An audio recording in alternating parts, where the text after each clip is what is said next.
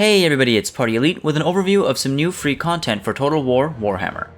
Along with the King and the Warlord and Wurrzag earlier this week, we were also given the gift of some new Warriors of Chaos units. If you're wondering why I didn't include them in the original overview, you can take a look at the video description below, and if you're only interested in specific topics, you can check out the chapter bookmarks below as well. The Aspiring Champions are a new infantry unit that is very well armored and shielded, and at the cost of 550 points, bring in just 16 bodies, but provide a very powerful infantry option for the Warriors of Chaos.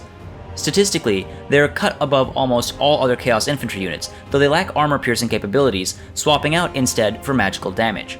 When up against an armored force, the Aspiring Champions can still be useful, especially if supported by Plague of Rust from a Chaos Sorcerer of Metal, for example. They have Vanguard deployment, which allows them to come into battle from alternate angles, which can be very helpful to stop them from getting surrounded. With such a small unit count, they are very easy to circumvent and surround. They also encourage nearby units, which can be very helpful to spread leadership support around your lines, and keep your warriors fighting. These guys are excellent against low-tier infantry, and will do great if brought in against mid to high-tier infantry, especially with rear and flanking charges. Use their ability to encourage your forces and cause magical damage as well, and you have an affordable unit that can act as a surgeon's knife. Note that in multiplayer, you are limited to just 3 units of Aspiring Champions. Use them wisely. Marauder Horsemasters are a high-tier javelin-throwing missile cavalry, coming in at 750 points. Though they lack armor-piercing damage in either ranged or melee combat, they are statistically better than their counterparts in all fronts except for speed against the Marauder Horsemen with axes, and speed and ammunition against the Marauder Horsemen.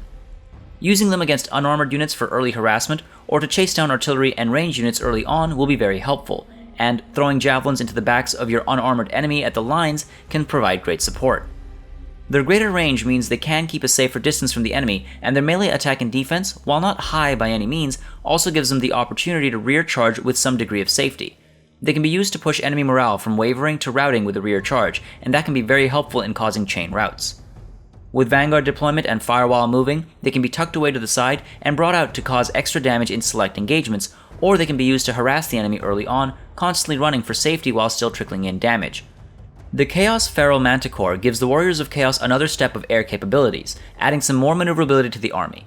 Apart from the 2 types of Warhounds, these are the fastest monsters available to the army, and though they lack armor piercing or a specific opposing unit type, they cause a lot of damage, and have 25% missile resistance that can help them deal with range units without fear. At just 1,000 points, they also bring the ability to cause terror, and high mobility and terror are great traits to have together. Used properly, the Feral Manticores can help shatter your opponents very quickly. Consider bringing a Chaos Sorcerer of Death and using Doom and Darkness and Soul Blight moments before bringing the Feral Manticore in.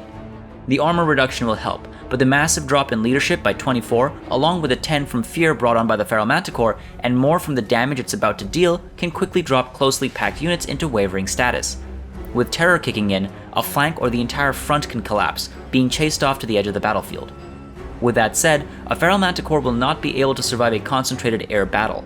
Do not bring them in just to battle artillery and ranged fire either, they're not that cost efficient.